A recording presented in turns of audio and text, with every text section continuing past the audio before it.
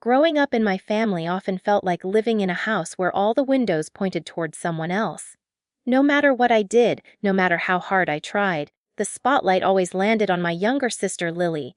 She was the golden child, the favorite, the one whose smallest achievements were celebrated as if she'd discovered a new planet. If she so much as remembered to put her plate in the sink, my mother would praise her for being so responsible.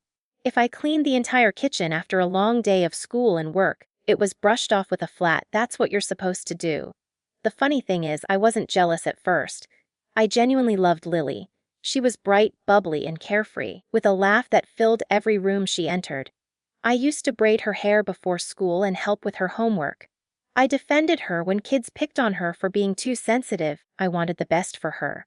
But somewhere along the way, she learned that our parents' affection was something she didn't have to earn. It was simply handed to her. And like anyone who is constantly given unearned praise, she leaned into it until it shaped her entire identity. Our parents fed into it openly. If Lily wanted something, it arrived. Dance classes, expensive clothes, vacations with her friends, a car on her 16th birthday, no request was too big. Meanwhile, I had to work part-time through high school just to afford my own textbooks and a used laptop. When I asked for help, the answer was always the same: "We don't have the extra money right now." Strangely enough, the extra money always appeared when Lily needed something. Still, I told myself to endure it. I studied hard, built independence, saved money, and tried to believe that one day my parents would see the difference between favoritism and love. I thought adulthood would balance everything. Maybe when Lily and I were older, we could talk about it, laugh about the past, and build a more equal relationship. I clung to that hope longer than I'd like to admit. But any hope I had shattered the day Lily got engaged. It was as if our parents had been waiting for this moment their entire lives. They dove into planning with a level of excitement and obsession I had never seen directed at anything I did. Every weekend they were out sampling cakes, visiting venues, and showing me pictures of centerpieces I hadn't asked to see. I tried to be happy for her. I really did. Then came the afternoon that would forever be seared into my memory. We were sitting in the living room, the air thick with talk about floral arrangements, when my mother casually mentioned they'd transferred the 100,000 for the wedding fund. I didn't react at first. The number was so large, so unreal, that my brain needed a minute to process it. I finally asked if that meant they would help me too when my time came. My father didn't hesitate. He didn't even look at me. "No," he said flatly. "You don't deserve any help." For a moment, I couldn't breathe. The room felt too small, the air too thin. It wasn't just the words, it was how easily they left his mouth, how natural it seemed for him to say something so cruel. My mother didn't defend me. She didn't soften the blow. She simply shrugged as if I were asking a silly question. Something inside me went quiet then, not broken, just quiet, like a door closing gently but permanently. I stood up, thanked them for letting me know how they really felt, and walked out. That was the last time I spoke to them. When I left my parents' house that day, I didn't walk away angry. I walked away hollow, like someone had reached into my chest and scooped everything out.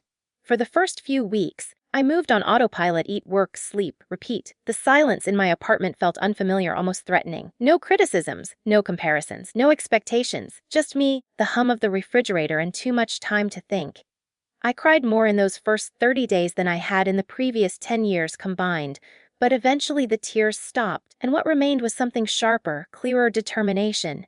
With no family to impress and no one's approval left to chase, my world cracked open. I realized how many decisions I'd made based on fear of disappointing my parents, fear of appearing irresponsible, fear of confirming their low expectations of me. Now that their judgment no longer mattered, I felt strangely weightless. I started asking myself questions I'd never dared ask before. What did I want? What dreams had I buried because they didn't fit the version of me my parents tolerated? For years, I'd quietly sketched ideas for a business, scribbling concepts on napkins and in the margins of notebooks. I always told myself I wasn't ready, that it was too risky, that I needed more experience. The truth was simpler. I was scared my parents would think I was foolish. Now, their opinions had no place in my life. So, I took a deep breath and started. My first business was small, laughably small, looking back. A tiny online shop selling handmade organizational tools and productivity planners. I made every item myself at the beginning, working late into the night. My apartment cluttered with paper trimmers, binding machines, and packaging materials. Orders trickled in at first, a sale here, a sale there. Each notification felt like someone whispering, "Keep going." I reinvested every dollar. No dining out, no vacations, no splurges. Just work.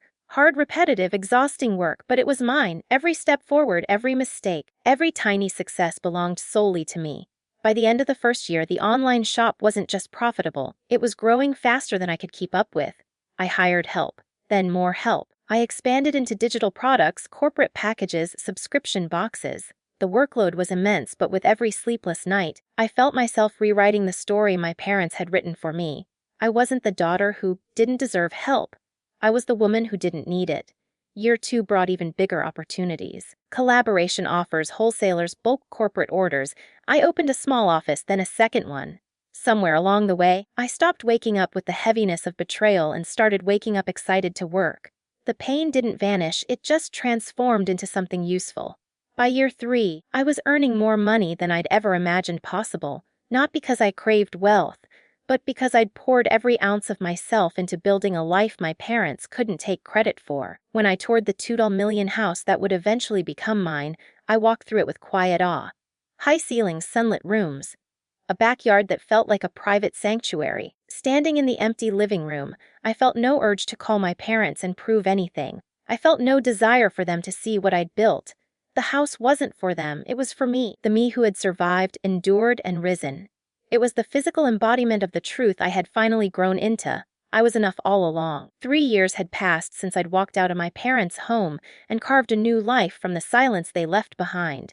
In those years, I had formed routines that wrapped around me like soft armor. Quiet mornings with coffee on the balcony, afternoons spent in my home office overlooking the garden, and evenings where peace didn't feel like a stranger, but a friend slowly learning my name. I no longer jumped at the sound of my phone vibrating. I no longer rehearsed conversations with my parents in my head. I no longer ached for the approval I'd chased since childhood. I had finally built a world where their voices could not reach me. So when the unknown number flashed across my screen that morning, I ignored it. It wasn't unusual. Spam calls, client inquiries, shipping confirmations, it could have been anyone. But it rang again. And again. On the third attempt, curiosity nudged me into picking up. The silence that met me felt thick, trembling, familiar in a way that made my stomach tighten. Then I heard its soft, shaky breathing. "Hello," I said cautiously. A sniffle, then another. Then a voice I hadn't heard in 3 years whispered, "Hey, it's me. It's Lily." Her name hit me like a sudden gust of cold air. 1,000 memories surged at once, braiding her hair, helping with school projects, watching our parents praise her for things I worked twice as hard to achieve. And beneath it all, the weight of that last day, when I'd learned just how little I mattered in our family. I didn't say anything, I wasn't ready. She filled the silence with a shaky breath. I saw your house today." My grip on the phone tightened. "You what?" "I was driving through your area with Ryan," she said quickly, words tumbling out. "We took the wrong turn and ended up on your street. And I saw the house. I didn't know it was yours until I saw your car, the black SUV. The one you used to talk about wanting." Her voice cracked. "You actually got it." There was another silence, but this time it wasn't mine, it was hers, thin, breaking, trembling. And then she burst. "I don't understand," she sobbed. "Why do you have that? Why do you get to live there? Why you of all people?" Her words carried a sharpness I had felt before, but never so nakedly expressed. It wasn't confusion, it was resentment, bitterness, and something almost childishly cruel, as if she believed she'd been robbed of something that rightfully belonged to her. "I called Mom," she continued, voice high and panicked. "I asked her why you have a house like that when you don't even talk to them." "She said she didn't know, that you've been selfish and distant. She said you abandoned us." And she hiccuped through tears. "I don't get it. I'm struggling. Ryan and I are barely managing. And you're living in a mansion. A mansion." That's what she called it. I felt a strange mix of amusement and exhaustion. "Lily," I said slowly, "I worked for everything I have, but it's not fair." She screamed through her sobs. "You always get everything." I actually laughed then, a short, stunned sound that escaped before I could stop it. "Everything? You got a 6-figure wedding," I reminded her. "You got their praise, their support. I got told I didn't deserve help." She went quiet again, except for the occasional sniffle. Then, small and ragged, she said the sentence that revealed everything she really felt. "It should have been me." And in that moment, something finally clicked into place. My parents hadn't raised us with love and equality, they had raised us with a hierarchy. and Lily, their chosen favorite, had been taught her entire life that she was destined to have more. More attention. More support. More love. More of everything. My success didn't just surprise her, it shattered the narrative that had shaped her entire identity. She hung up abruptly, leaving me in a quiet house filled with sunlight and the distant hum of the air conditioner. 10 minutes later, my mother called. I didn't answer. 10 minutes after that, she texted, "Your sister is upset. You need to come home and explain how you got this money." Explain. As if I owed them an explanation for my own hard-earned success, as if success required their permission. I set my phone down on the counter, looked around at the life I'd built, and felt something deep inside me settle. For the first time, I wasn't shaken, I wasn't hurt, I wasn't afraid, I was ready. 2 weeks passed before I agreed to meet them. Not because I owed them anything, and not because I wanted reconciliation, but because I needed closure on my own terms. I had spent years healing from wounds they pretended didn't exist. Now that they were knocking on my door, not out of love, but out of jealousy, I needed to face them with the strength I never had as a child. I wanted to look them in the eyes and see if they recognized the person they had pushed away. I wanted to see if they understood that I hadn't just moved on, I had outgrown them. We settled on a cafe halfway between our states. A neutral place. Public enough that no one would raise their voice, quiet enough that I could hear every excuse they planned to feed me. When I walked in, I spotted them immediately. My mother sat rigidly, hands clasped in her lap, eyes sharp as ever. My father's arms were crossed, his jaw clenched. Lily sat beside them, mascara already smudging under her eyes, as if she had spent the morning rehearsing her tears. My mother's eyes dropped to my clothes, simple but undeniably expensive. She didn't bother hiding the frown. "You look different," she said, her tone carrying that familiar edge of disapproval. "I look like someone who takes care of herself," I replied calmly as I sat. My father wasted no time. "We need to talk about what's going on with you," he said in a tone that suggested he was still in charge of me, as if the last 3 years hadn't happened. "Your sister is distraught. We saw the house. We need to understand how you suddenly have that kind of money." Suddenly. As if my years of sacrifice, fear, effort, and ambition could be summed up as a trick of luck. "There's nothing sudden about it," I said. "I worked. A lot." Lily let out a small, frustrated whine. "But you never told us! You disappeared and then you show up in a mansion. Do you know how humiliating it is for me? People ask where you live and I don't even know!"